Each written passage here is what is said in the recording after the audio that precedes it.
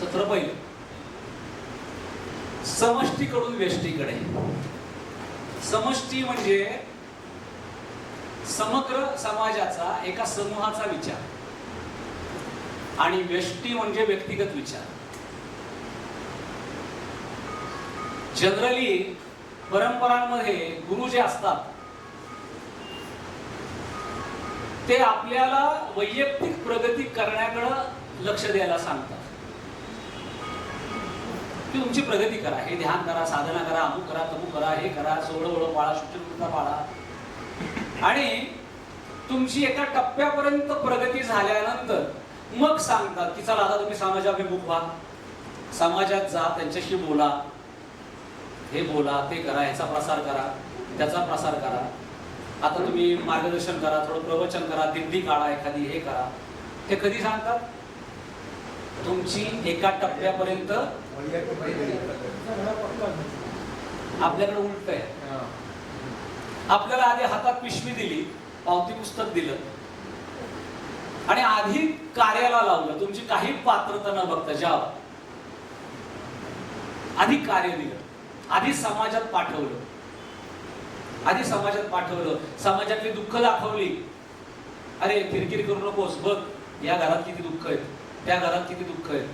प्रसार कार्य स्वतःच्या फायद्याचं आहे बरं का, वैयक्तिक स्वार्थाचे, देवस्थानच्या किंवा सद्गुरूंच्या फायद्याचं नाहीये, तर दुय्यम विषय. घराघरात गेल्यानंतर तिथलं दैन्य, दारिद्र्य, दुःख बघितल्यानंतर तुम्हाला कळतं, बापरे सद्गुरू कृपेने आपण वाचलो, नाही तर काय खरं नव्हतं असं वाटतं का?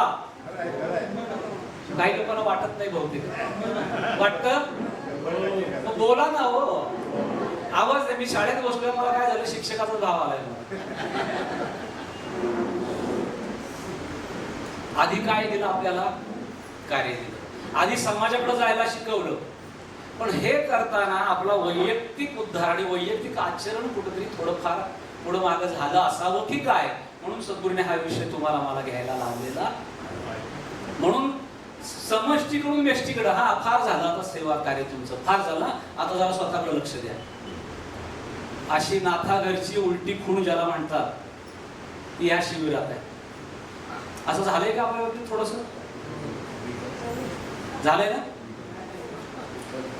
आणि मग आपल्याला सद्गुरूंचं अवतार महात्म्य आपण सगळ्यांनी वाचलं, परंतु आता मी आरोप नाही करत बरं का, खरे सद्गुरू आपल्याला कळलेत का? कळलेत का? कळलेत म्हणा ना, कळलेत म्हणा. हा माझ्या इयत्तेनुसार, आपापल्या धारणेनुसार सद्गुरू कळलेच आहेत मला. 2 वर्षाचं लेकरू आई म्हणतं आणि 2 लेकरांची आई झालेली बाई आई म्हणते. दोघांच्या मुखातून आई हाच शब्द येतो, पण अनुभूतीमध्ये 2 वर्षाच्या लेकराची अनुभूती केवढी असणार आहे? खाऊ पिऊ घालणारी, थोपटून झोपवणारी, संकटापासून रक्षण करणारी, माझ्यावर प्रेम करणारी आई. आई शब्दामध्ये काही फरक आहे का? उच्चारात काही फरक आहे का? आणि 2 वेळा 2 लेकरांना वागवून, त्यांचं सगळं काढून, त्यांना जन्म देऊन जी बाई आई म्हणते, तिला आई कशी अभिप्रेत असेल? तसं सद्गुरू म्हणल्यानंतर सद्गुरू आपल्याला जे अभिप्रेत आहेत ते प्रत्येक इयत्तेतले माहितीच आहेत, पण खरे सद्गुरू आपल्याला समजून घ्यावे असं वाटतंय का? कदाचित माझे, मग आधी सांगितलं, माझे सगळे मुद्दे तुम्हाला पटतील असं नाही बरं का. माझा आग्रह पण नाही, फक्त तुम्ही इनपुट्स घ्या आणि तुमचं स्वतःचं चिंतन करा नंतर. आत्ता नको, आत्ता फक्त हेच ऐका. चिंतन करा, लोक चिंतन चालू करतील लगेच, तसं नको. आणि मला चेहऱ्यावर दिसेल दुर्दैव आहे तुमचं चिंतन. सद्गुरू रामकृष्ण क्षीरसागर सरस्वती स्वामी महाराज हे दत्तावतारी सत्पुरुष आपल्याला लाभले. थोडा इतिहास आपल्याला माहिती आहे, आपल्याला त्यांचं चरित्र माहिती आहे. हे कोणाचे शिष्य आहेत?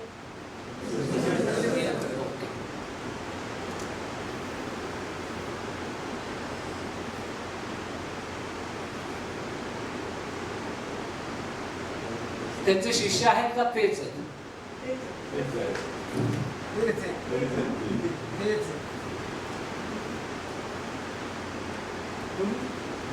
एकदम लिंक मध्ये देतो, सांगतो.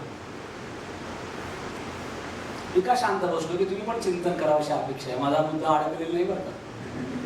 तुम्हाला वाटलं इतकं सलग बोलवता मनुष्य अडकला का काय?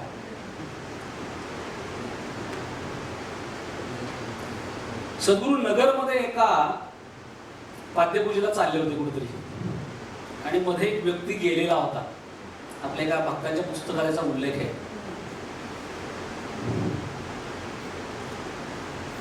आणि लोकांचं इथे एक व्यक्ती गेलाय. सद्गुरू म्हटले नाही नाही गेला कुठं, तो झोपलाय, त्याला उठवा. आणि तो उठला. त्या कथेत त्याचं नाव धोंडिबा ठेवलेलं आहे. 32व्या अध्यायामध्ये जो पती उठवलाय तो सेम चमत्कार नगरमध्ये लोकांनी अनुभवला आहे. आता बोल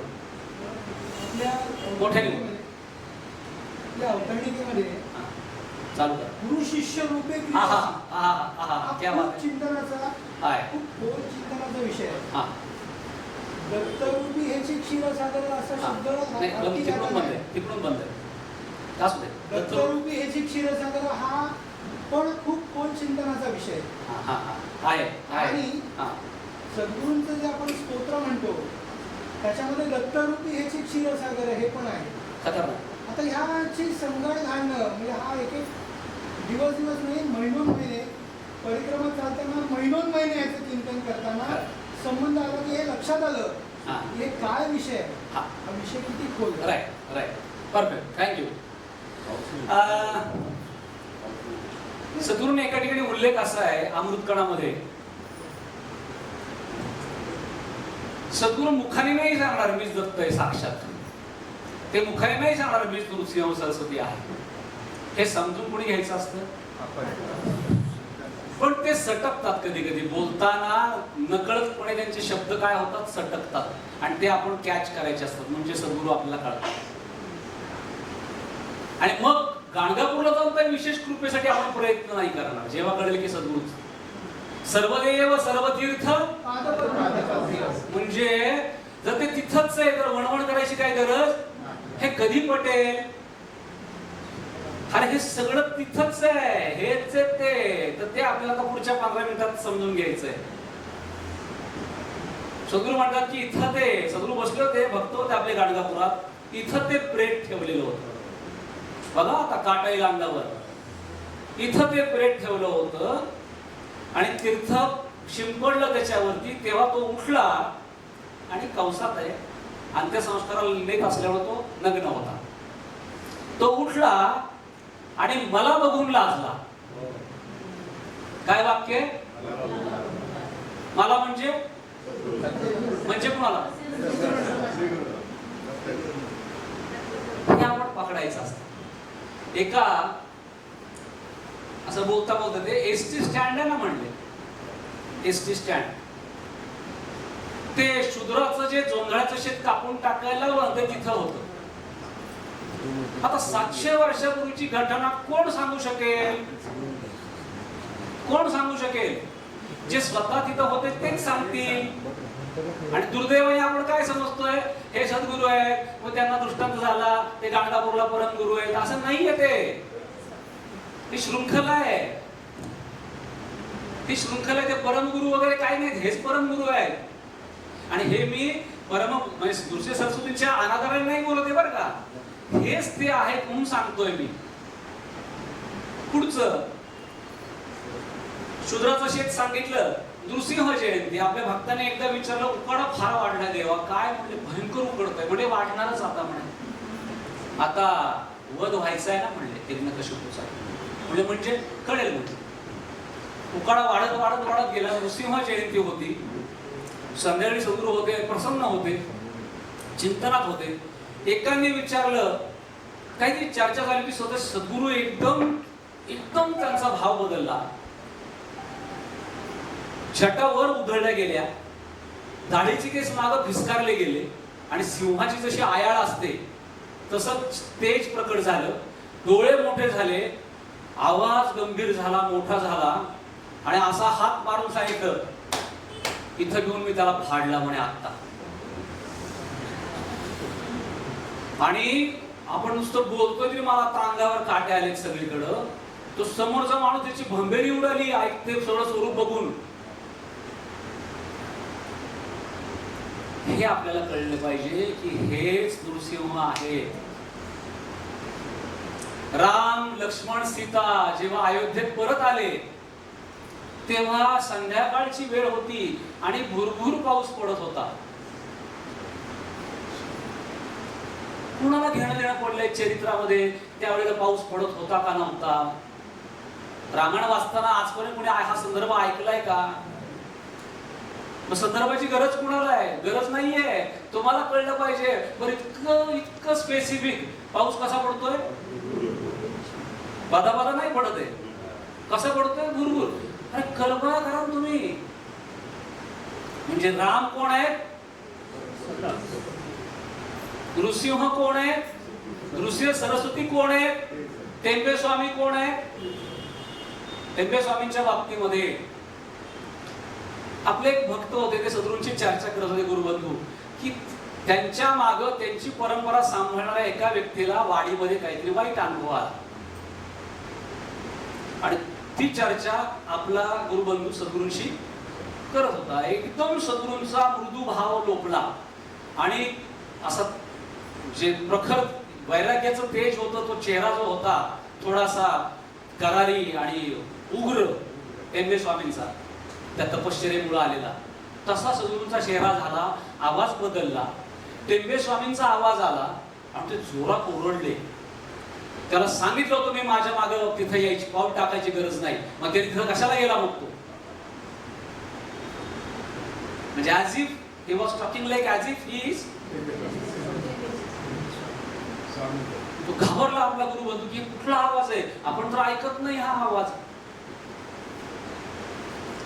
मग एकदा अभिनव विद्यातीर्थ महास्वामी शृंगेरी पीठाधीश्वर नगरला आले होते. हा कुठल्या छापील नाही, हा आताचा जो अनुभव मी सांगतोय हा छापील नाही बरं का, हा कानोखाने ऐकलेला आहे. त्यामुळे त्याच्या संदर्भाची मी गॅरंटी देईन. ते आमच्याकडे असं असतं, म्हणजे रेफरन्स असतो आमच्याकडे. बोलायचं प्रयोगच काहीतरी माईक वगैरे म्हणून काही बोलायचं नाही.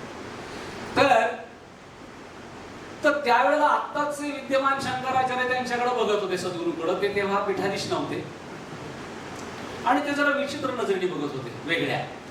आणि आपल्या एका गुरुबंधूच्या लक्षात आलं की हे वेगळ्या नजरेने बघतायत. त्यांनी सद्गुरूंना संध्याकाळी विचारलं एकटे असताना. ते म्हणले ते स्वामी तुमच्याकडे वेगळ्या नजरेने का बघत होते? सद्गुरू हसले. तुला कळलं का? म्हणले अरे म्हणले अनंत काळापूर्वीचा मी शृंगेरीचा पीठाधीश आहे आणि त्या स्वरूपात मी त्यांना दिसतो म्हणून ते जरा गांभीर्य. हा वैयक्तिक संदर्भ आहे, छापील कुठेही. आणि उत्सवाचा आपल्याला माहितीच आहे. जेविले बहुब्राह्मण आणि गावचे नगर मधला उत्सव आपल्या एका पुस्तकात छापून आलाय की पुरणपोळ्यांसाठी भिजवलं. ज्या कोणी आपल्या गुरु भगिनी त्या करणार होते त्यासाठी एवढं तुम्ही एवढ्या लोकांना बोलून ठेवलं, पुरणार कसं? काय नाही म्हणले, छाटी झाका त्याच्यावर आणि आतनं लागेल तेवढं. दुपारी 4-5 वाजेपर्यंत पोळ्या चालल्या आहेत, लोक खात आहेत, तृप्त होत आहेत आणि परत छाटी काढली तर परत पहिल्या सकाळी भिजवलं तेवढंच. हे कोण करू शकतं? हे कोण करू शकतं? मागची स्लाइड हवी का दादा तुला? हॅलो, फोटो काढणार आहे. मागची स्लाइड घेऊ का? नाही घ्या की आपण नंतर रिसीव्ह करू. नाही, आम्हाला मध्ये मध्ये असं थोडंसं माझं लक्ष हे दाखवावं लागतं. तुम्ही जरी 70-100 असलं तरी माझं सगळ्यांकडे लक्ष आहे. त्याच्यासाठी हा खुलासा असतो. इथपर्यंत बरं चाललंय का? प्रत्येक टप्प्यावर विचारणार बरं का मी हे. आणि ज्या वेळेला मला समाधान आवाज येणार नाही मी शिबिर बंद करणार. हो, उगाच ताणण्याचा मला काही आनंद नाही, मला काही प्रूव्ह करायचं नाही. इतकं तास बोललो मी. Got it? आता मला खरं सांगा, हे आपण सद्गुरू वेगळ्या तऱ्हेने समजून घेतले आणि ह्या इनपुट नंतर बोला की लोकांना थोडं भीती वाटते का तुम्ही तुमच्या मध्ये जसं आता प्रसादनी सांगितलं तसं मध्ये मध्ये त्यांना असं बोललं तर चालेल की? चालेल की तुम्हाला नाही? उलट हवंय. फक्त ते ऐका ना, ते कशासाठी सांगतो मी, आखलेला कार्यक्रम मोठा आहे त्यामुळं वैयक्तिक अनुभव सोडून आपण जे बोलतोय त्याच्या आता तो सपोर्टिंग कसं बोलला हे अभिप्रेत आहे उलट. सगळ्यांनी लक्षात ठेवा. हे अभिप्रेतेमध्ये बोलणं की तुम्ही फक्त हे चर्चा पुढे नेण्यासाठी बोललं तर आनंदच आहे, उलट बरं वाटेल. हात वर करा तुम्ही, आपण तुम्हाला संधी देऊ. मला खरं सांगा की आता ह्या दिशेने, त्या रिलेटेड गोष्टी तुम्ही बोलू शकता. येस, ह्या दिशेने आपण आता जो विचार केला 15 मिनिटं, आवडला का नाही आवडला? तुम्हाला माहित असतीलच, पण हा वेगळे पैलू विचाराच्या लक्षात आल्यानंतर आनंद वाटला का नाही वाटला? आणि आता हा रेफरन्स घेऊन सद्गुरू जर आपण शोधत गेलो अमृत कणात, गुरुवाडी, अमृत कलश, सद्गुरू संवाद, तर आणखी वेगळे सद्गुरू सापडतील का नाही? आजपासून आपण शोधायला सुरुवात करणार का नाही? धन्यवाद. आता हे सद्गुरू आपले हे नक्की कोण आहेत? म्हणजे सद्गुरू आहेत का इतर काही परंपराचे आहेत? याच्यावर बोलूया का जरा? अशा किती परंपरा आहेत आपल्या ह्याच्यामध्ये? आपल्या किती परंपरा आहेत? आपल्या अध्यात्मामध्ये आपल्यापेक्षा श्रेष्ठ पण सद्गुरू नाहीत असे किती लोक आहेत? हे बघा, आपल्या आसपास ज्यांची मठ मंदिरं आहेत, ज्यांचा मोठा परिवार आहे, ज्यांचं मुख्य स्थान फार फेमस आहे, जिथं राहण्याच्या खाण्याच्या सोयी खूप छान आहेत, काय अशी खूप ठिकाणं आहेत. पण ते सद्गुरू आहेत का नाहीत आपल्याला माहिती आहे का? सांगू शकतो. पण त्याचा क्रायटेरिया सद्गुरूंनी सांगितलाय, त्याचं आपण चिंतन करूया. ते ठरवायचा आपल्याला अधिकार नाही. बोलायचं की ते ठरवायचा आपल्याला अधिकार, पण आपल्याला कॅटेगरीज मात्र माहित पाहिजेत की ह्या कॅटेगरीज आहेत. हा सर्वसामान्य माणूस आणि हा भगवंत याच्यामध्ये अख्खा जिना आहे. अख्खा 9-10 पायऱ्यांचा जिना आहे. आणि हे कोण आहे? हे सगळी मधली माणसं तुमच्या माझ्यापेक्षा नक्कीच श्रेष्ठ आहेत, पण ते सगळे सद्गुरू तो समजून घेऊया. पहिला कोण आहे? साधू. ज्याला सर्वसामान्य माणसापेक्षा आयुष्यात काहीतरी 2 आणे जास्त साधलंय, काहीतरी साधलंय, ज्यांनी साध्य करून घेतलंय, तो कोण आहे? साधू. कदाचित त्यांनी कपडे वस्त्रांचा बदल केला असेल असं नाही, पण त्याला बरंचसं साधलंय. म्हणजे कोण आहे तो? त्याला साधलंय, काहीतरी साधलंय. म्हणजे साधुत्व काही अनंत काळ तुम्ही त्या टप्प्यात घालवल्यावर नंतर तुम्हाला संत ही पदवी मिळते. तुम्ही काय आहात? संत ही पदवी मिळते की तो जनाच्या कल्याणाचा विचार करतो, जनाच्या कल्याणासाठी मार्गदर्शन करतो, त्याच्यामध्ये तळमळ असते, लोकांचं चांगलं व्हावं, लोकांना चांगलं कळावं. त्याला काय म्हणलेलं आहे? संत. फक्त त्याच्यात एक सावधानता बाळगायची. संत ज्ञानेश्वर, संत तुकाराम आणि ह्या लोकांना आपण याच्यात गणना नाही करायची, ते वेगळे. त्यांचं नाव जरी संत असलं तरी ते गुरु स्वरूपच आहे. संत म्हणजे मी सध्याकालीन संत, तुमच्या आसपास, माझ्या आसपास जे दिसतात, चांगले विचार बाळगणारे, चांगले विचार ग्रहण करणारे आणि चांगल्या विचारांचं प्रसारण करणारे, हे कोण? सद्गुरू संत आहे का? त्याच्या पुढचं काय आहे? सत्पुरुष. सत्पुरुषही काही विशिष्ट प्रकारे त्यांना सत्प्रवृत्तीचा उगम झालेला आहे, त्यातला थोडाफार प्रोजेक्ट करू शकतात, त्यांना सत्पुरुष म्हणले. कारण एक गडबड होते, सद्गुरूंनी असे मिक्स शब्द बऱ्याच वेळा वापरले. आता आपण ते थोडं वेगवेगळे करतो. बोलता बोलता ते बोलून जातात, पण ते आपण वेगळे करायचे. असे सत्पुरुष आपल्या आसपास आहेत. अवलिया पुरुष एक मोठी कॅटेगरी आहे आणि महाराष्ट्रामध्ये, देशामध्ये सध्या जरा जास्त प्राबल्य. आणि ठीक आहे, असो, काही हरकत नाही. बालवाडीच्या शाळात जास्त असणार, PhD ला काही फार मुलं जात नाहीत. प्राथमिक शाळा जास्त असणं गरजेचं आहे. PhD काही सगळी मुलं करत.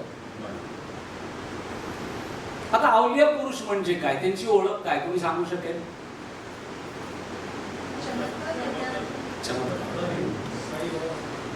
बोला की बोला बोला. नाही, नाव नका घेऊ कोणाचं. नाव नाही का? We are not. काही कार्यानिमित्त आलेले. हा, क्या बात आहे. अजून काही? त्यांच्या हा हा, ये बात आहे. जोरात सांगा. आई वडिलांचं काही ठाव ठिकाणी अजून काही वैद्य काही? नाही, नाव नको घ्यायला. नाव घेऊ नका, आपण वैयक्तिक आपण आपण त्याचे हे कॅरेक्टरिस्टिक्स तपासतोय, आपण व्यक्तीला बघत नाही. फ्रेमवर्क मध्ये जातो आपण. अचानक प्रकट झालं. Yes.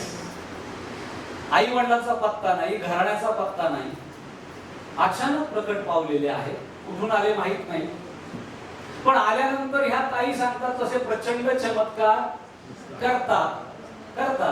किंबहुना चमत्कार करणं हेच दाखवून मोठा समाज आपल्याकडे खेचून आणणं हे त्यांच्या व्यक्तिमत्वाचं वैशिष्ट्य असतं. प्रचंड मोठ्या समाजाला कारण ते तत्वज्ञान शिकवत बसत नाही, ते डायरेक्ट चमत्कार करतात आणि लाखो लोकांना धर्म मार्गाकडे वळवतात आणि पुन्हा त्यांच्या मार्गाने निघून. सध्या महाराष्ट्रामध्ये सगळं जास्त प्राबल्य ते अवलिया पुरुष आणि महापुरुषांचंच आहे. मग साक्षात्कारी पुरुष ज्यांना काही साक्षात्कार झाला, मग असे काही की आम्ही आता हे आमचं चिंतन आम्ही केलं की वय वर्ष 10 नंतर झाला साक्षात्कार. कधी झाला? सद्गुरू म्हणतात की वय वर्ष 10च्या नंतर झाला साक्षात, आज झाला तर त्याला पूर्ण निर्लेप स्वरूप येतो. साक्षात्कार असतोच तो, पण त्याचा प्रचंड वाईट प्रमाणात त्याचं काही फायदा होत अनंत काळपर्यंत होत नाही, तात्कालिक होतो. मग सिद्ध पुरुष आहेत ज्यांना काही सिद्धी प्राप्त आहेत, ज्यांना काही आणि लिखाणात फार वेळ घालू नका बरं का. तुम्हाला हवा असेल तर याचा आपण PDF देऊ तुम्हाला, तुम्ही आता पूर्ण साठवून घ्या. हे देऊ तुम्हाला PDF. काय हे माझं मालकीचं नाहीये, काय कॉपीराइट नाही माझा त्याचा. हे PPT म्हणलं तरी मी देऊन जातो, काय दिलंच आहे ऑलरेडी. पेटंट राईट नाही.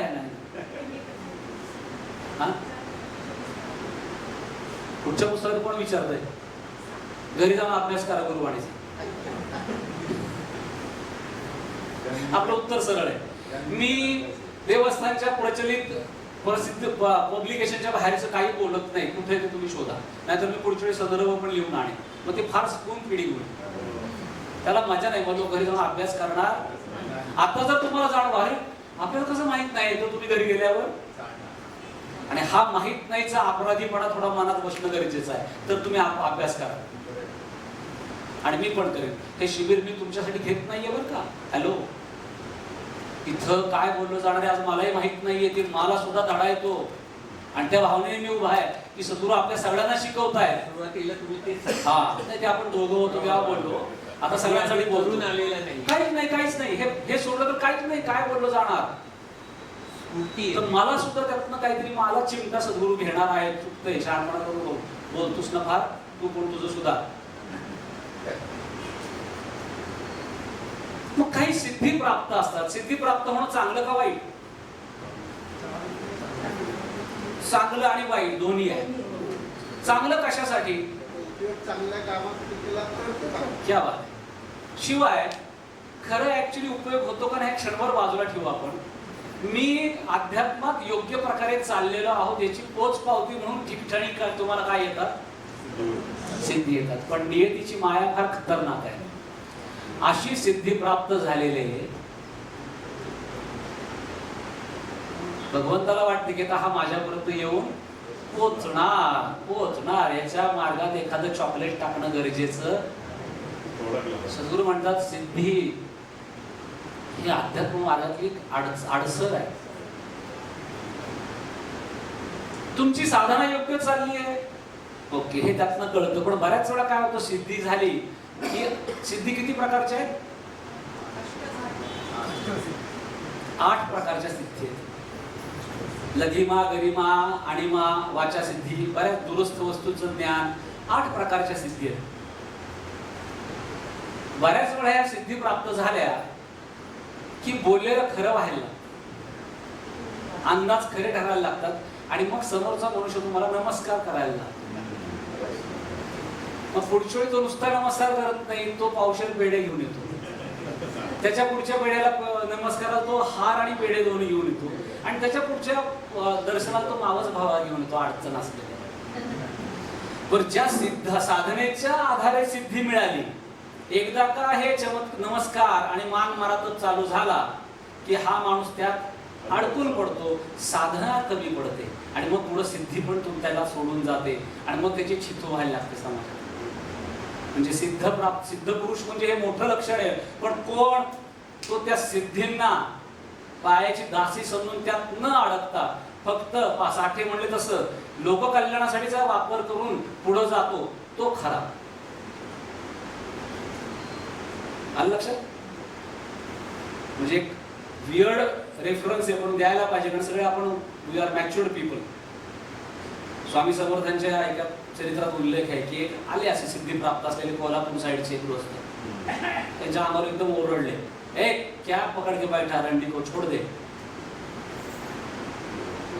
हा शब्द त्यांच्या मुखातला आहे, नथिंग फ्रॉम मी. थोडक्यात काय की त्यांनी सांगितले फोल आहे, तुला पुढे जायचं असेल तर हे असे सिद्ध पुरुष असतात. काही महापुरुष असतात त्याच्या पुढे गेलेले, आणि काही अवतारी पुरुष असतात जे गेल्या 100 वर्षात आलेले नाहीत आणि फक्त सद्गुरू होते. बघा टाळ्या वाजव, काय सागरने टाळ्या वाजवल्या म्हणजे सर्वांना व्यायाम होईल. एखाद्याला झोप लागली असली तर उडेल. टाळ्यांचे अनेक फायदे आहेत.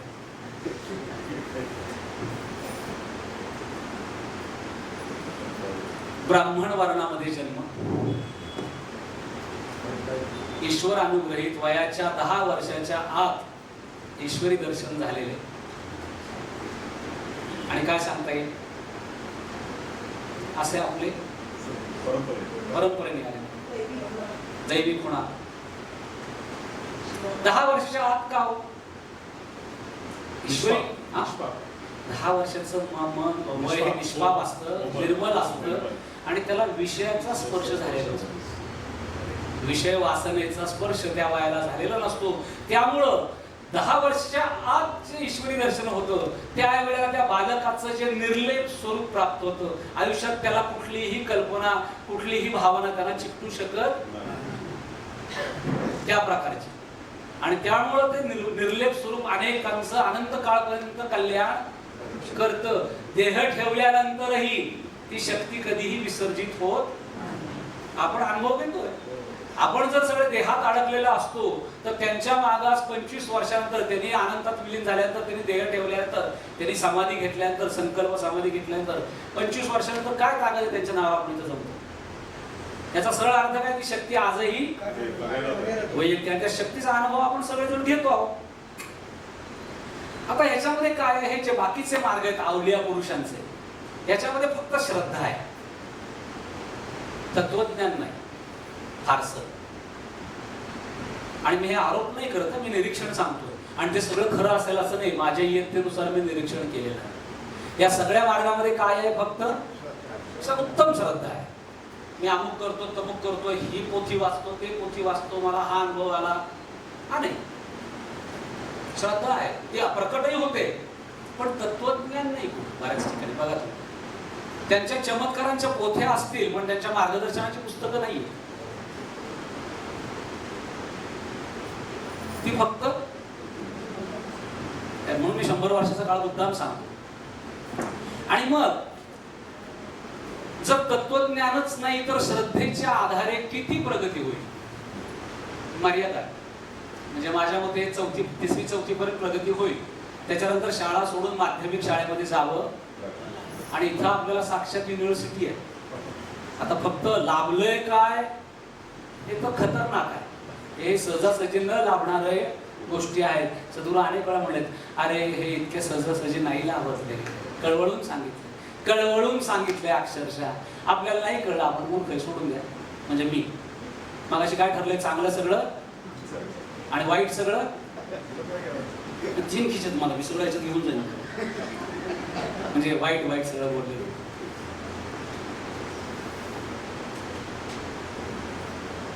आणि मग मला असं सांगा की जर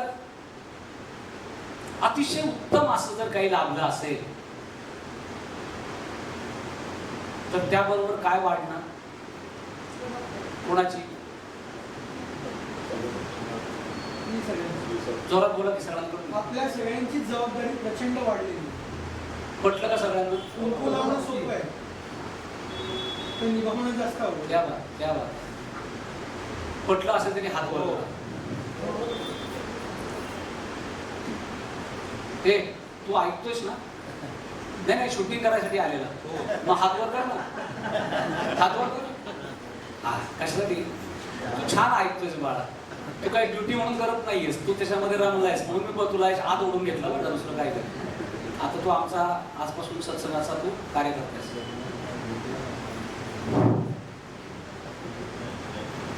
मग जर मला सांगा की तुम्हाला खरोखर जर असं सोन्याचं पात्र लाभलं असेल तर तुम्ही त्याचा वापर त्या जागीच करणार ना. असं कुठे जायच्या वाटेवरती काहीतरी चुरमुरे फुटाण ठेवायला करणार आहे. मग जर दुर्मिळ असं काही लाभलं असेल तर आपली काय जबाबदारी काय? आपणही त्या दर्जानुसार वागून मोक्षाची ही एकमेव परंपरा आहे. बाकीच्या ज्या प्रगती आहे, ज्या काही समजा काही लोक म्हणतात हे गुरु आहेत, आता आपल्याला कळलं ते गुरु नाहीत, संत आहेत. दुसरे म्हणतात आमचे हे गुरु आहेत, आता आपल्याला कळलं ते अवलिया पुरुष आहेत, सिद्ध पुरुष आहेत. पण हे अवतारी पुरुष ज्यांनी त्याच कारणासाठी जन्म घेतलेला आहे, ज्यांनी सदुर म्हणतात ना, मी पण जन्माने 8वा आहे. भावंडामध्ये एक कोण होता आणि हा 8वा, हा सुद्धा. तर मला जर गुरु लाभले, हा बोलत आहे. एका आशीर्वादामध्ये ते असं वाक्य वाचलेलं आहे की हे तुमचं या मार्गावरचं शेवटचं ठिकाण आहे. हा, क्या बात आहे, वा वा. म्हणजे तेच काळ्या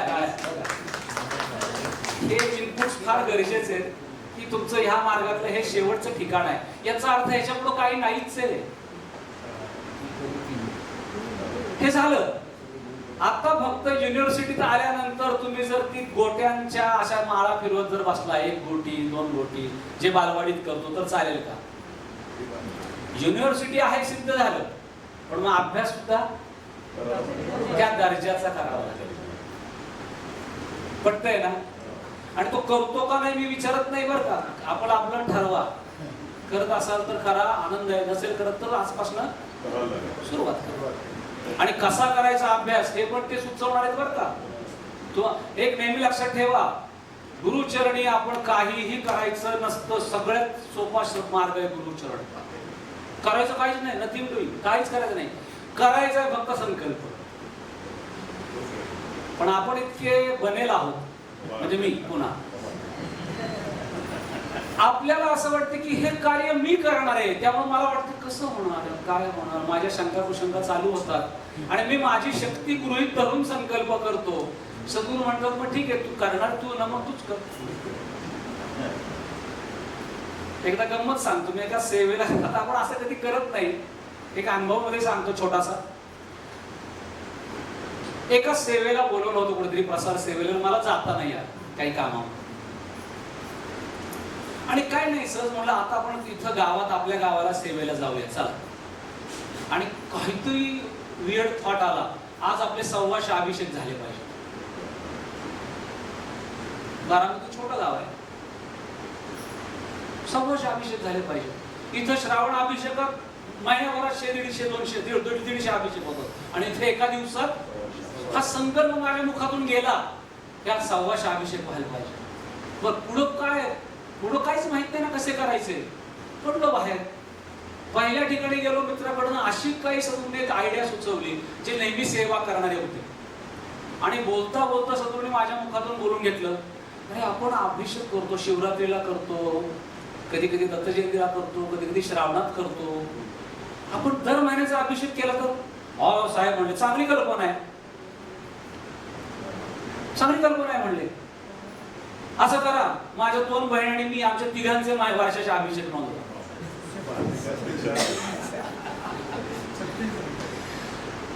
आणि मग मला ते मिळालं हात्यार, जे आधी माहित नव्हतं, पण पहिल्या चर्चेमध्ये मग तो फिरवला मी. आणि लिटरली 135 अभिषेक माझे दिवसभरात झाले. पावत्या करता करता मी दमलो, कारण त्यावेळी हे नव्हतं, ऍप नव्हतं, आणि ती दर महिन्याची करायची.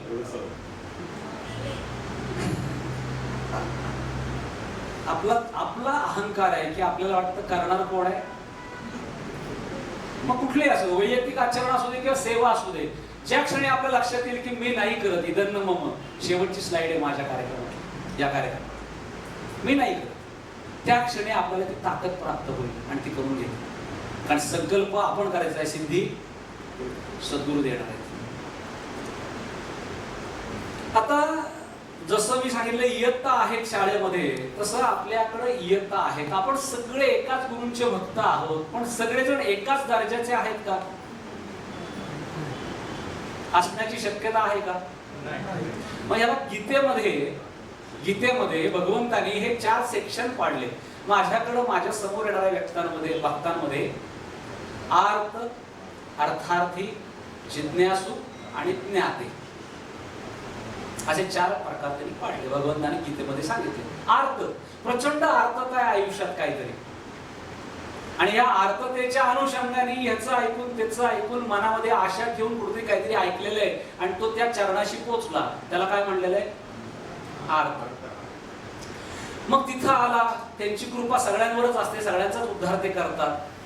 मग ती आर्तता पहिल्या दर्जाची प्राप्त झाली, ती पूर्ण झाली आर्तता त्याची, ते प्राप्त झालं, तो त्या ठिकाणी थोडा स्थिर होतो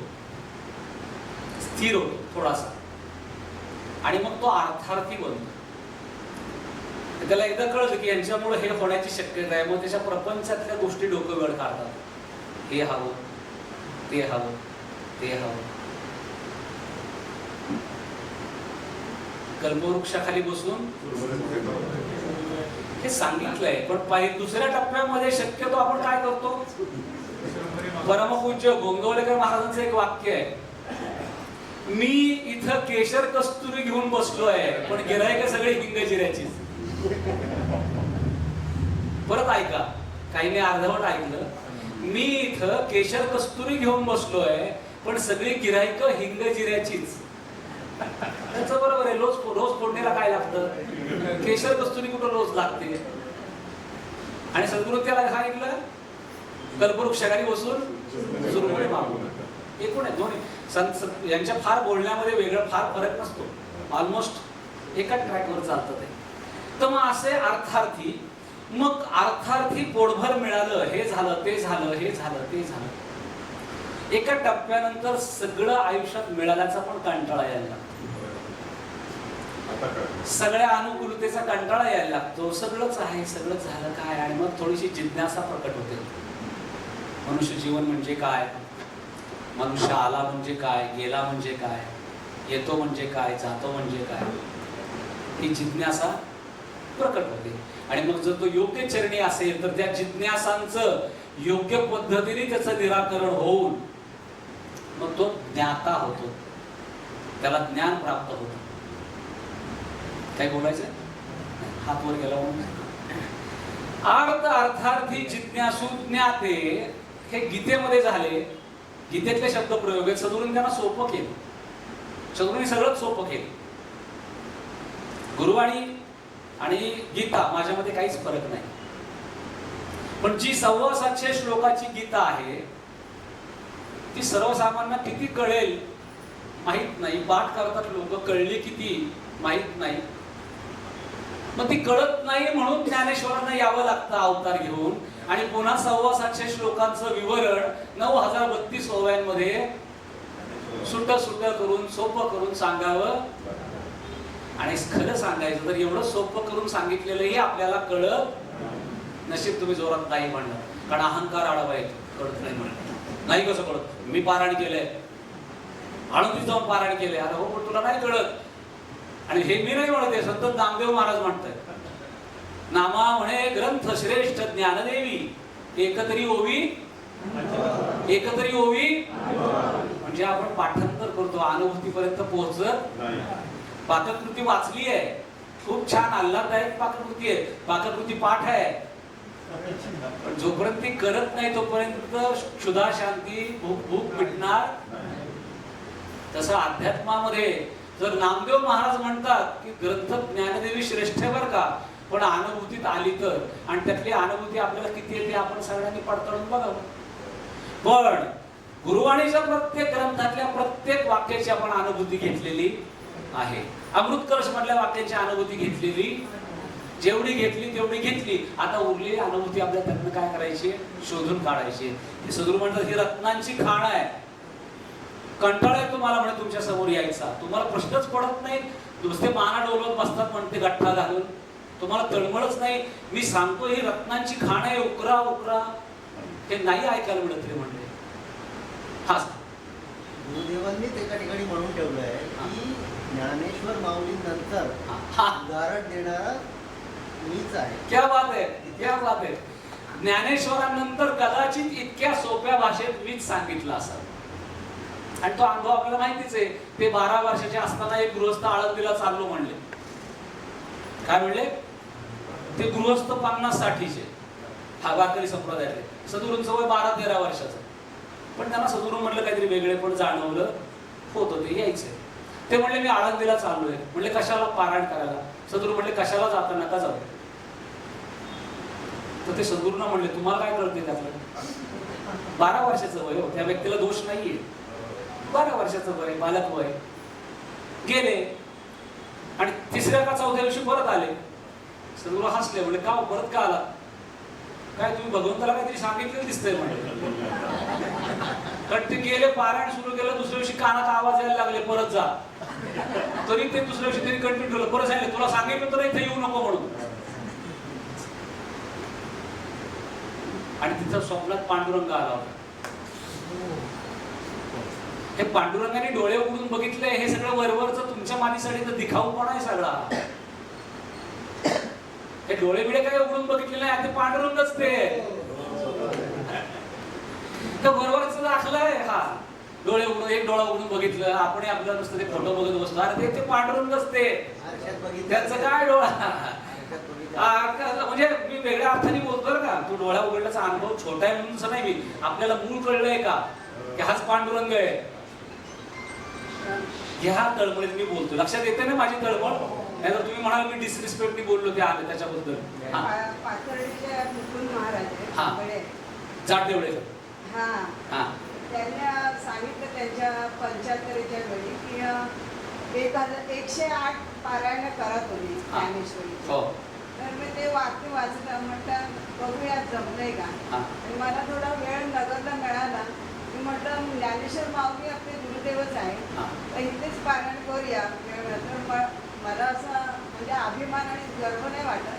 पण मी तिथे बसून ज्ञानेश्वरी वाचणारी पहिलीच महिला असेल, म्हणजे पहिलेच भक्त असेल असं. आणि 6 पारायण माझी नगरला झाली ज्ञानेश्वरी. आनंद आहे. आता एकदा संकल्प करून फक्त गुरु आणि अमृत कलश सगळं साहित्य वाचा सद्गुरूंचं. कुठं? देवस्थानात जाऊ. तो संकल्प करून श्री गुरुदेव.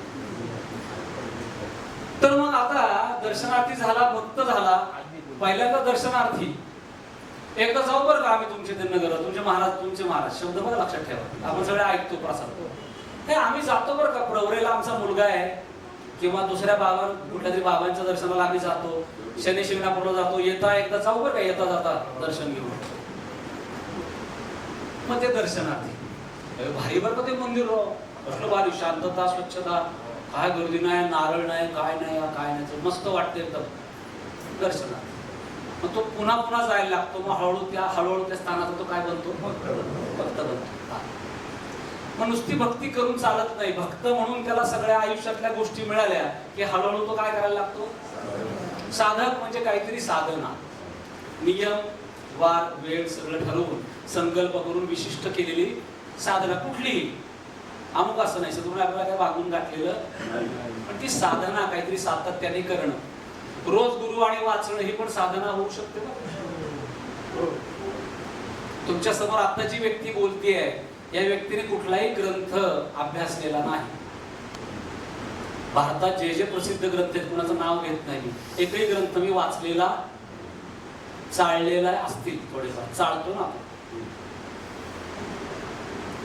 आणि असं शिबिर जळगावला झालं होतं. सकाळी 6:30ला बोलायला सुरुवात झाली त्या व्यक्तीची, रात्री 12:30 पर्यंत बोलत होता. शिबिरात 9 ते 7, पण आधी आणि 18 तास कोण बोलतो आणि कुठला अभ्यास.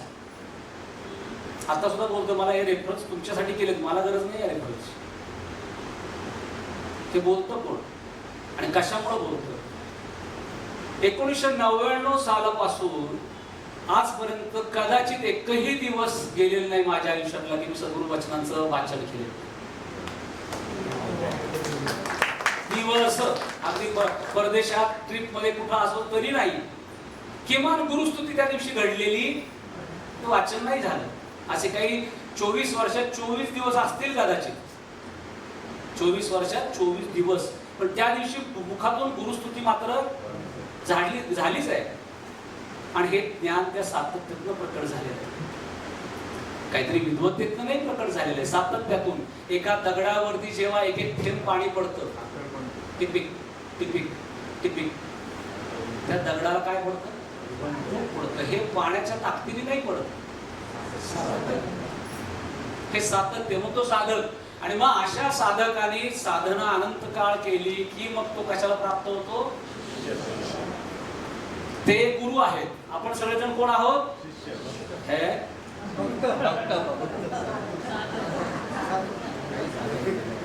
आता यातल्या प्रत्येकाचं उत्तर वेगळं असेल बरं का, आणि प्रत्येकाला अलाउड आहे उत्तर स्वतंत्र. प्रामाणिकपणे आपलं उत्तर आपण स्वतःला द्यायचं की नाही. मी सांगितलं नाही, अजून आपण खरे भक्त पण नाही झालो, एवढी आयुष्य श्रद्धा नाही निर्माण झाली अजूनही आयुष्यात काही निगेटिव्ह गोष्टी घडल्या की प्रश्न उत्पन्न होतो की माझं चाललंय ते बरोबर आहे का, मी चुकतोय का, आणखी दुसऱ्या बुवा महाराजाकडे जाऊ का, म्हणजे माझी अजून भक्ती सुद्धा स्थिर झालेली. हे आपापलं चिंतन करा. आपल्याला आपण दुसऱ्याची कॅटेगरी काही ठरवायची आपल्याला परवानगीच नाहीये ती. पण कॅटेगरी आहेत हे मात्र लक्षात घ्यायचं, आणि आपली कॅटेगरी काय आहे हे आत्मनिवेदन त्यांना करायचं की आजच्या चर्चेत मला कळलंय की मी ह्या पातळीवरती आहे आणि याच्या पुढच्या पातळीवर लवकर जायचा मी प्रयत्न. मग पराडकर मागाशी म्हणले की दुर्गुण सोडायचा, तसं मी म्हणतो संकल्प करायचा की पुढच्या पातळीपर्यंत मी जाईल. बोला प्रसाद. महाराजांनी असं एका ठिकाणी सांगितलंय की जेव्हा ती व्यक्ती माझं दर्शन घेते तेव्हा त्यालाच कळतं की तो काय पातळीत आहे, आणि त्याला आपलं स्वतःचं प्रतिबिंब समजतं की तो एक्झॅक्टली कुठे उभा आहे. तसं होतच. पण हे कोणाच्या बाबतीत घडतं पुन्हा सांगतो, जरा जो सजग आहे ना त्याच्या बाबतीत घडतं. मला हा ही अनुभूती आहे या वाक्याची. पण बऱ्याच वेळा काय होतं, हे असा शब्द वापरला आहे की भक्ताला त्याची लायकी कळते. हा शब्द मी वापरला पण त्यांचा आहे नाही, पण त्याचाच वापरायचा, तो व्यवस्थित कळतो. कधी कधी झटकणी मारावी लागते, त्याला इलाज नाही काय. गुलुगुलू अध्यात्म नाही, फार नाही ते छान. सद्गुरूने करून घेतलं त्या दांभिक डोळ्यात सरळ दिसत असतं की त्याचा अहंकार गेलेला नाही अजून. त्याला वाटतंय कुठेतरी मी केलं, पण शब्द नाही सद्गुरू करून घेतात. अरे तुझ्या डोळ्यात कळतंय राजा, अहंकार म्हणजे सगळा अहंकार जायची शक्यता नाही आपला, थोडाफार राहणार, नाही तर साधू संत आपणच होऊ.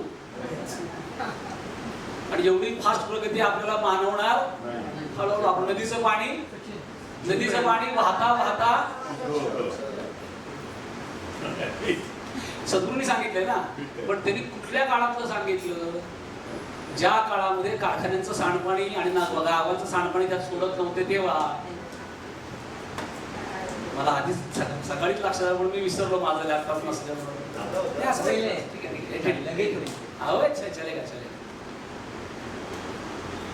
नदीचं पाणी वाहता स्वच्छ होतं, गावांचं सांडपाणी त्यात मिसळलं नाही तर म्हणजे गाळ खाली बसतो आणि शुद्ध पाणी पुढे जातं नदीचं. जुन्या काळातलं सांगितलंय हो. आता प्रत्येक गावात नदी घाण होत जाते. तसं आपण जर सद्गुरू सोडून दुसऱ्या कुठल्या विचाराकडे नाही गेलो आणि दुसऱ्या विचारांचं सांडपाणी जर आपल्यात नाही येऊ दिलं तर आपलं पाणी स्वच्छ होईल. जर इतर गावांची घाण आणि इतरांच्या विचारांचा प्रभाव आपल्यावर पडत राहिला, कुठलेही मार्गशीर्षातल्या गुरुवारापासनं वैभव लक्ष्मीपासनं पळतायत, मरतायत, करतायत काहीतरी. आपण करू नये असं माझं मत नाही, पण तुम्ही हे अवतरणिका न वाचता करत असाल तर आपण मूर्ख आहे. आपण विविध क्षेत्रांना म्हणता ही वळवळ थांबवा तुम्ही. आज कुठं या देवा क्षेत्राला, त्या कुठं त्या क्षेत्राला. अरे एका जागी बसा ना. थाईचं वैसोनी करा एकचित्त, बैसावे एकांती आणि एकचित्त. थाईचं वैसोनी करा एकचित्त, आवडी अनंत. कुठेतरी म्हणजे याचा अर्थ तीर्थयात्रा करू नयेत असं नाही, पण त्या फिरण्यात सुद्धा वसवस असता कामा नाही हो. आसपासच्या लोकांना त्रास, घराच्या लोकांना त्रास, घरच्या लोकांना काळजीनं हा फिरतोय बोंबलत आणि वर नाव अध्यात्माचा. नाही सांगितलेलं हे, मूळ धर्मात नाही सांगितलं, सद्गुरूंनी पण नाही सांगितलेलं. तर हे एका जागी स्थिर राहून आपण जर पुढे जाऊ. जरा राहू द्या स्लाइड, एक मिनिट एक बोलायचं होतं. हे परत हे काढून लावतं का, पुढे जात नाही स्लाइड. अच्छा थांबा थांबा, यातलाच सेल गेलाय बहुतेक.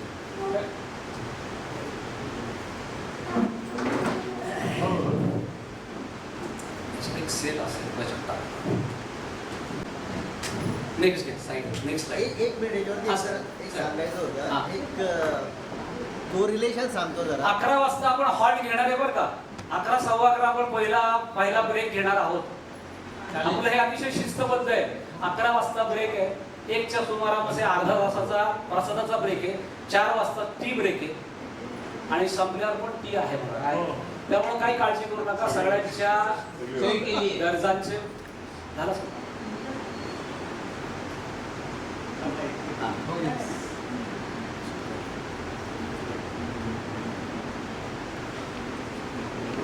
नाही सर गेला येतं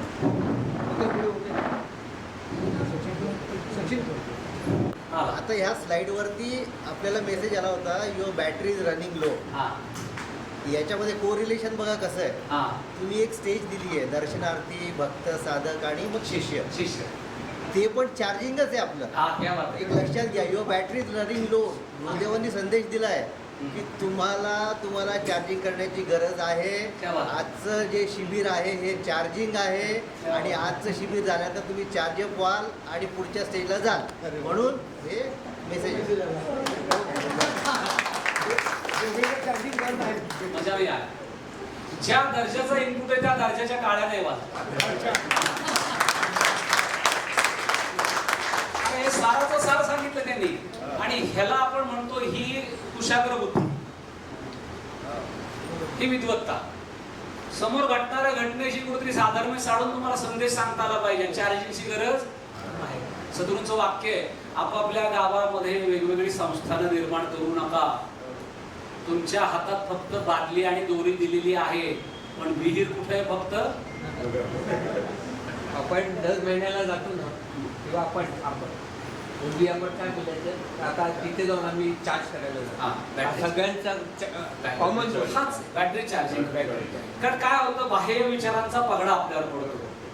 कुठले तरी कोणतरी भडंग कुठले तरी असतात, त्यांचे सत्संग बघून आपल्याला असं वाटतं बापरे हे कदाचित फार ग्रेट दिसत आहे.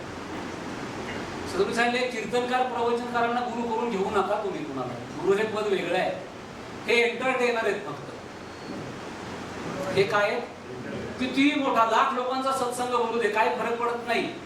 काय कागदावरती चिठ्ठ्यावर लिहून त्यांनी देऊ दे, काय आपल्याला कोणाबद्दल अनादर. हा दर्जा नाहीये. हे सगळे भेळेचे गाडीत, भेळ, पाणीपुरी, चाटवाले सगळे. माणूस पहिल्यांदा काय खातो? कुणी वरण भात पोळी भाजी खात नाही. तर हे चटकदार गोष्टी आहेत. आणि कलियुगात हे घडणार. कलियुगात दर्जेदार गोष्टी तुमच्यापर्यंत कमी पोहोचणार. हा दोष कलियुगाचा नाही. आता खाली इथून पुढे समाजाची प्रगती होणार, हे घसरणार आहे. भगवंताची योजना आहे, तुम्ही कोणी थांबवणार आहे? अरे कलियुग 8वा नंबरचा भाग वाचा, अमृत कलशचा 3 दिवस झोप येणार नाही. 8 नंबर अमृत कलश. कली काय काय करणार आहे? खतरनाक आहे. 1.5 फूट उंची व्हायची माणसाची, गुहेतनं राहायचंय, कंदमुळं फळं मध खायचं आहे. 18 वर्षाचं आयुष्य होणार आहे, 6व्या वर्षी पोरं बाळा होणार आहेत. आता काळजी घ्या, त्याच्या असली घाणेरडी परिस्थिती यायच्या आत जर मोक्ष साधायचा असेल तर आपल्याला लवकरात लवकर शिष्यत्वाकडे जावं. तर आता आपण किती वर्षापासून ह्या टप्प्यावरती आहोत? किती वर्षापासून? जेवढी जास्त वर्ष आपण सांगू तेवढं जास्त चिंतन करायला पाहिजे. मला कधी कधी असं वाटतं, आम्हाला 2.5 वर्ष सहवास लागला, मला 27 वर्ष झाली, पण कधी कधी माझ्या समोर आलेला 2015-16 मध्ये आलेला भक्त माझ्या पुढचा दिसतो मला. माझ्या नवीन लोकांना मी नेहमी सांगतो, जे नवीन लोक आहेत त्यांना खंत वाटते आम्हाला दर्शन नाही झालं, काळजी करू नका. तुम्ही इथं आलात, स्थिर झालात म्हणजे तुम्हाला काय झालं? ताकदच नाही, तुम्ही काय येता इथं? हा बोला ताई, मोठ्याने बोला.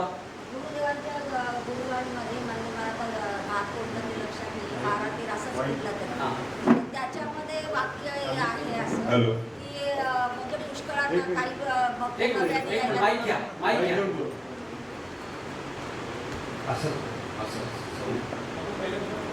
समोर वरती. हा. काही भक्त नव्याने यायला लागलेले असतात आणि गुरुदेवांच्याकडून त्यांना जरा म्हणजे असं आपुलकीची जरा जास्त जवळकीची वाटणारी वागणूक अशी मिळताना दिसते काही वेळेला भक्तांना. मग त्यावेळेला त्यांच्या मनात येतं की मी एवढ्या वर्षापासून इथे येतोय तर हा आत्ता यायला लागला आणि ह्याला इतकं जवळ कसं काय असं मिळालं. तर मग गुरुदेवांनी म्हटलेलं आहे की अरे तू आत्ता यायला लागला आहेस, मी याला किती जन्मापासून ओळखतो आहे. सातत्याच्या वाचनाचा हा फायदा आहे की आपल्याला बोलताना लगेच त्याच्या अनुरूप काहीतरी सुचायला लागतात. फक्त वाचनाचा विषय गुरुकृपेचा. तर मग मी त्याला काय म्हणले की तू खंत बाळगू नकोस. ज्ञानेश्वर माऊलींचा एक संदर्भ आहे, तुझं सगुण म्हणू की निर्गुण आहे. सगुण निर्गुण एक गोविंद गुरु. सगुण निर्गुण एक. ज्यांनी सगुणात बघितलं ते सगुण दर्शन होतं. ज्यांना आता समोर दर्शन नाही ते निर्गुणाचं दर्शन आहे. आणि माझं वैयक्तिक मला दर्शन झालेलं आहे, पण तरी मी मानतो की सद्गुरु देहात नसताना जे जीव इथं आले ते जास्त दंडे. सद्गुरु देहात ज्यांनी पाहिलं ते भाग्यवान आहेतच, पण ज्यांनी देहात पाहिलं नाही आणि तरी जे स्थिर झाले त्यांची भक्ती माझ्यापेक्षा काकडवर जास्त आहे. कारण ते निर्गुणाचे साधक आहेत. त्यांनी समोर सगुण स्वरूप पाहिलेलं तरी सद्गुरूंची त्यांच्यावर कृपा आहे की त्यांना कळलेली आहे आणि त्यांची प्रगती झाली. सुनील, ह्याच एकच छोटीशी गोष्ट ऍड करतो. परवा सत्संग झाला तेव्हा मी असं म्हणालो की ज्यांनी सद्गुरूंचं प्रत्यक्ष देहातलं दर्शन नाही घेतलं त्यांच्यामध्ये आम्हाला त्यांचं दर्शन होतं. हा हा हा, क्या बात आहे. लाख 100 बात की बात आहे. म्हणजे माणसं स्थिर झाली तर तुम्ही हा लोटा डायरेक्ट सर दोन डायरेक्ट ज्याची प्रेरणा होईल त्या हात वर करते. मग आता आपलं उद्दिष्ट काय? आता माझं नेक्स्ट उद्दिष्ट शॉर्ट टर्म गोल आणि लॉंग टर्म गोल मॅनेजमेंटमध्ये असतात. आपण शिबिर अनेक सेमिनार्स अटेंड करतो. माझं लॉंग टर्म गोल काय असावं?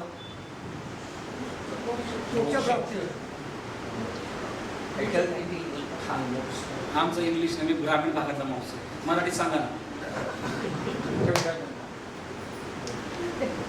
इन्फिनिटी मोक्ष.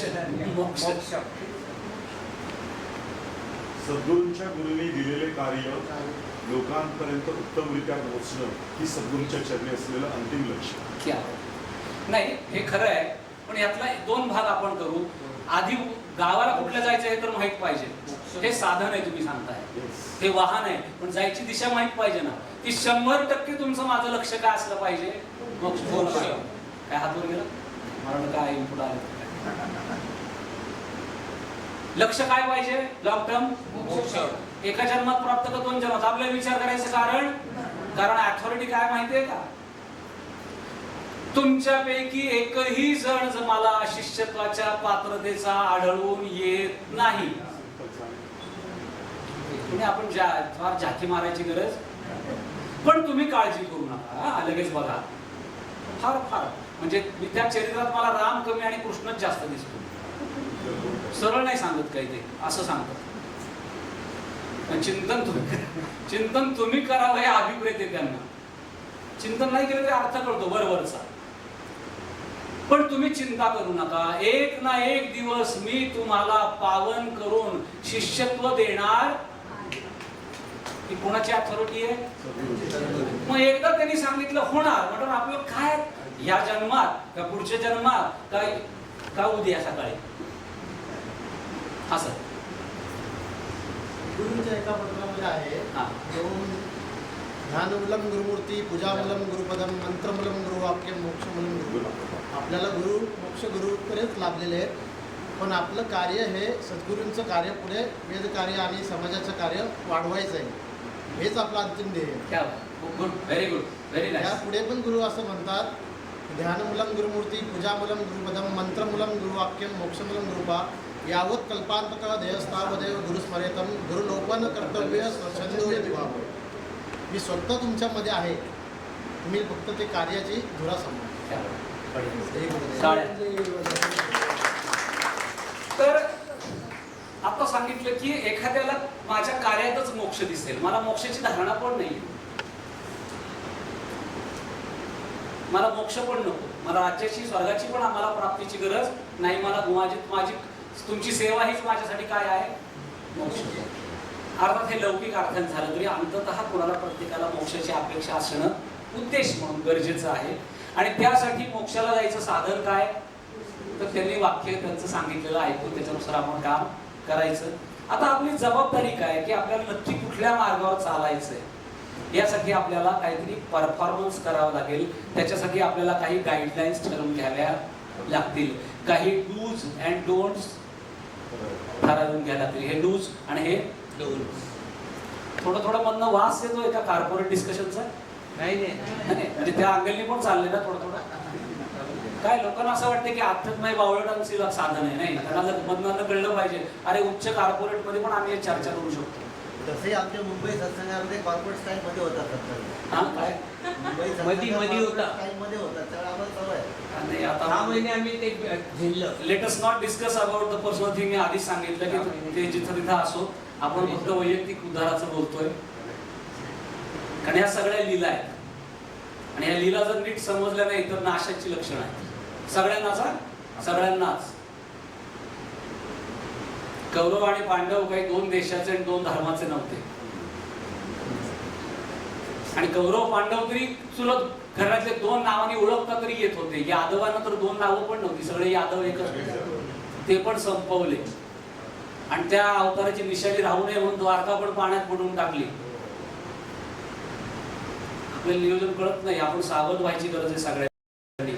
आणि म्हणून केवळ स्वतःकडे लक्ष देऊन थोडा स्वार्थाचा विचार, व्यष्टीकडून समष्टीकडे, सत्संग हा पण समष्टीत येतो, देवस्थान समष्टीत येतं. मी वैयक्तिक सोडून सगळं समष्टीत आहे, मला व्यक्तिगत चिंतन करायचंय आज. पटतंय? बाकी चालूच आहे, चालू ठेवा. ज्याला जी धारणा त्यांनी करावं, आपलं काही म्हणायचं नाही. तो उद्धवाला म्हणतोय जा तू बद्रीनाथला, यादवात थांबू नकोस आणि बुडवायचंय मला सगळं. तो महाभारताच्या युद्धात बलरामाला म्हणतो जा तू 4 धामला, तू इथे नको थांब.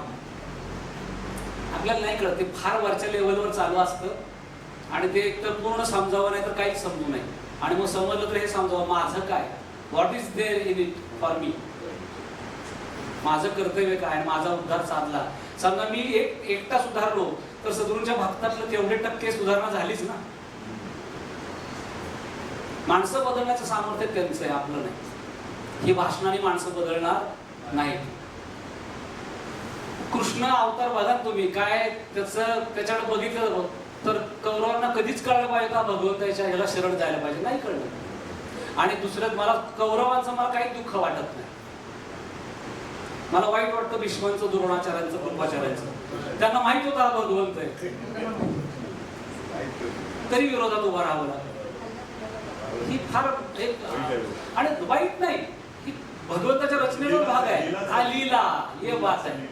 पण आपण फक्त बघायचं, इन्व्हॉल्व न होता लीला चलताय, सब चलताय. प्रत्येक काळात हे होतं, प्रत्येक काळात राहिलं. लीलावतीमध्ये असताना काही वाक्य आता वापरत नाही, सगळं सांगून ठेवलेलं आहे सद्गुरूंनी. काय नाही, आता फक्त त्या क्षणी तुम्ही त्या सद्गुरूंनी सांगितलेल्या खुणा ओळखून त्या मार्गावर कसं राहिले एवढं फक्त बघायचं. इथं सार्वत्रिक विचार नाही, वैयक्तिक विचार आहे. पटतंय? तर आपण ते ठरवून घेऊया. 11ला 5 कमी आहेत, आपण पुढच्या 17ला सुरू करू. हा सर, मोक्षाचे उद्देश काय? मोक्षाचे उद्देश, मोक्ष हाच उद्देश आहे सर. मोक्ष म्हणजे काय उद्देश आहे? आता मी एक वाक्य, मी बरोबर आहे का? मोक्ष म्हणजे परमेश्वर होणं. हा भगवंत स्वरूपात विलीन होणं म्हणजे मोक्ष. त्या स्वरूपात विलीन होणं. किती फार मोठं अपेक्षा ठेवतो माणूस. नाही सेवन थोडं फार महत्वाचं नाही, दोन्ही ठेवायचे. हे शॉर्ट टर्म गोल, हे लॉंग टर्म गोल. ते लॉंग टर्म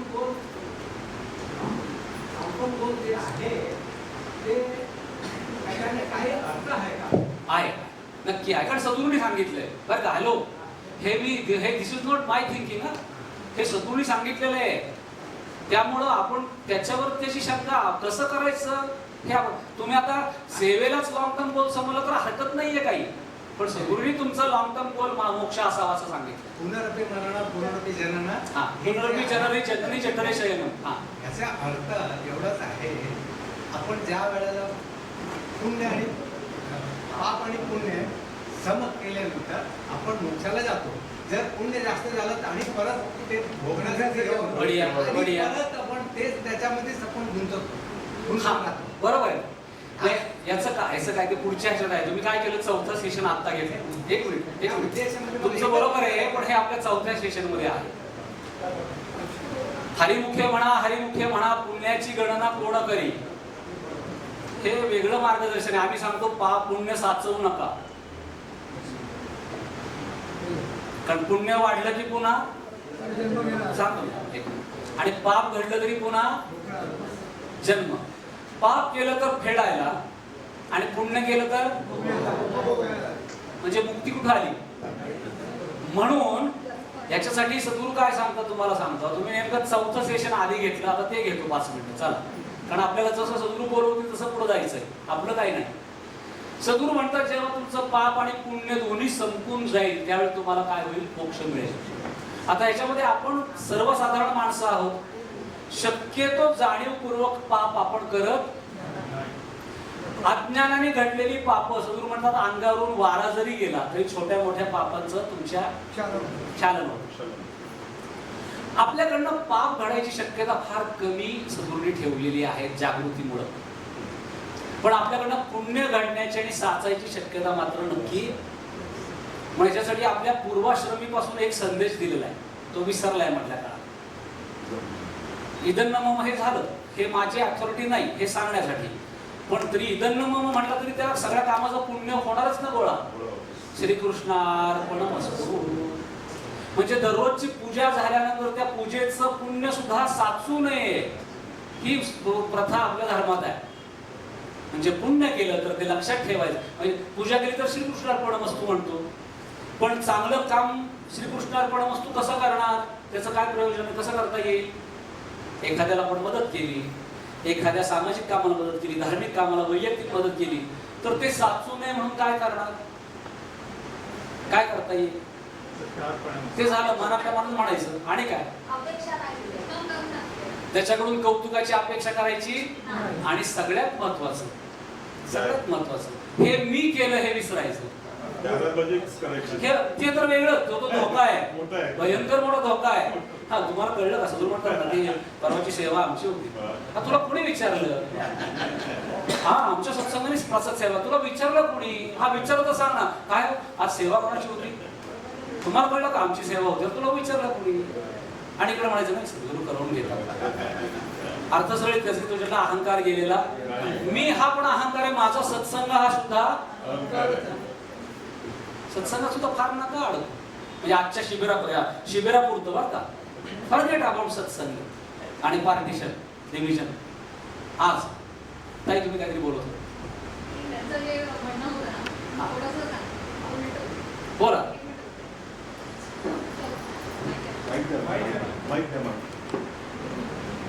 माईक पुढं घेऊच नका, मध्ये ठेवा, इथं ठेवा मध्ये एचपीचं रे तारांगण होती. नाही माझ्याकडे द्या, मी देतो.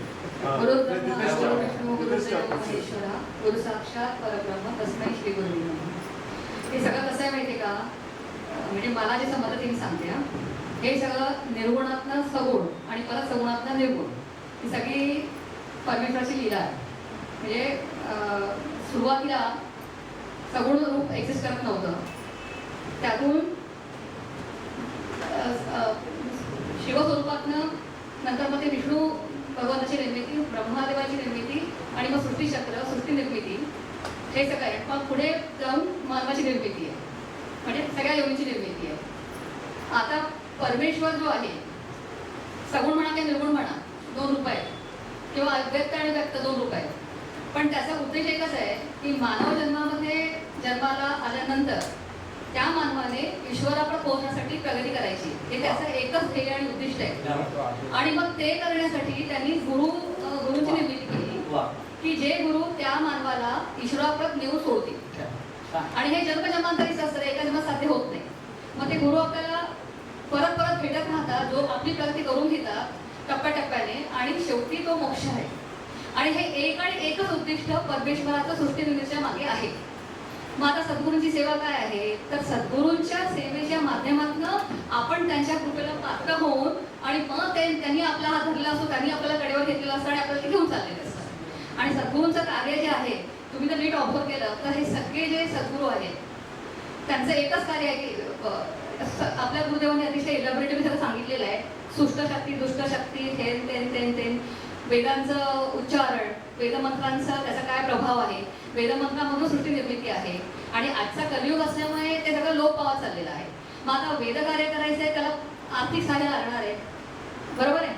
हा, गव्हर्नमेंटचं त्याच्यामध्ये काही सपोर्ट मिळणार नाहीये. मुद्दा सांगा फक्त, एलाबोरेट करू नका. कसं होतं, मगाशी झालं हे चौथ्या सेशन मध्ये आपण आत्ता घेतलेलं आहे चौथ्या सेशन. सेवा हे का करायची आहे, तर सेवेच्या माध्यमातून तुम्ही गुरु म्हणजे हे असंच ही सिस्टीम आहे, ही सिस्टीम आहे.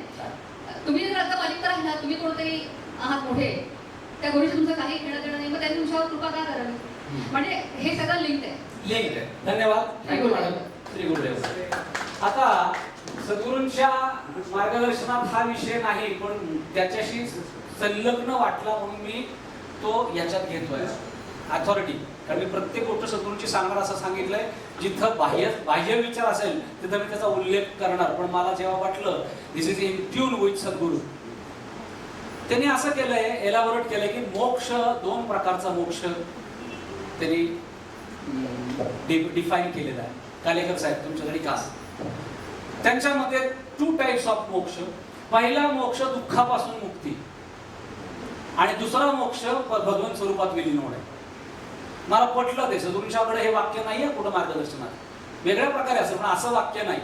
मला पटलं की अरे हो खरंच की रे, आता आपण सद्गुरू म्हणजे त्यातला पहिला मोक्ष ऑलरेडी आपल्याला मिळालेला आहे. कारण आपल्याला जेवढी दुःख होतात तेव्हा लीला काय, आपले दसपट दुःख असलेला माणूस समोर उभा करतो. तुम्हाला लगेच कळतं अरे बापरे आपण गुरु सद्गुरूकडे वाचलो, नाही तर आता काय खरं नव्हतं. त्याचं बघा सेम प्रयत्नात किती नुकसान झालंय. म्हणजे दुःखापासून मुक्ती अंशतः का होईना ही आपली झालेली आहे. आणि आपलं आता आपण विनाकारण आपण काय केलं, हे चौथ्या सेशन मधलं थोडंसं अलीकडं खेचलं, तर आपल्या आता हे सेशन वाढलं. तुमची व्यवस्था झाली ब्रेकची की मला फोन करा. नाही, आपण थांबायला हरकत नाही. जरी व्यवस्था 5-10 मिनिटं पुढे मागे होत नाही नको, 5-10 मिनिटं पुढच्या सेशनला जाऊ आपण. तुम्ही फक्त कन्फर्म करा, तेव्हा आपण थांबू. असं काही कोणी म्हणत नाही 5-10 मिनिटांनी. कशाला वेळ वाया घालवायची, एक तर वेळ कमी, वेळ पुरत नाही बरं का. मला शेवटी घाई होणार आहे, लक्षात ठेवा. नाही पुरत, ते कळत नाही आहे काय बोललं जातं ते, अजिबात वेळ पुरत नाही. चला आपण नेक्स्ट स्टेशनला जाऊया. जेवढी फक्त एकच याच्या स्लाइडचा अर्थ, जेवढी जास्त वर्ष तेवढी आपली जबाबदारी. आपल्या वागण्या बोलण्यामध्ये अशी अथॉरिटी पाहिजे देवस्थानमध्ये. आपणही असं कुठे इकडे तिकडे बघत बावळासारखं फिरू, आपणच वेगळ्यासारखं काही करू नये. उलट समोरच्या नवीन येणाऱ्या माणसाला 4 समजुतीच्या गोष्टी सांगण्यासाठी आपण तिथं ठामपणे उभा राहणं, देवस्थानात किंवा समाजात सुद्धा सांगताना, माहिती सांगताना. सत्र 2 एक सत्र पहिला चालेल, पण 5च मिनिटं, मला जास्त वेळ 5 मिनिटं इकडं तिकडं. हॅलो, कारण काय माहितीये का, आणि ते वरच आणताय नाही मधल्या पॅसेज मध्ये हॉलमध्ये खाणं पिणं अलाउड नाही, फक्त पाणी प्यायला अलाउड असतं. बरं, मला खाली जातो. ऐका, लेट मी इंटरफिअर सर.